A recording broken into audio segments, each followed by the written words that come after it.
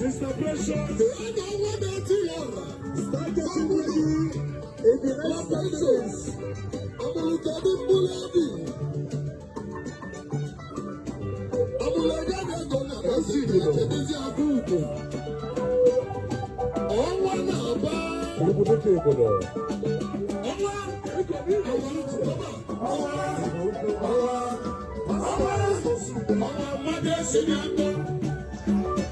CTC accessories in the Michael Shido. You know, what you want to remember, you might get somebody.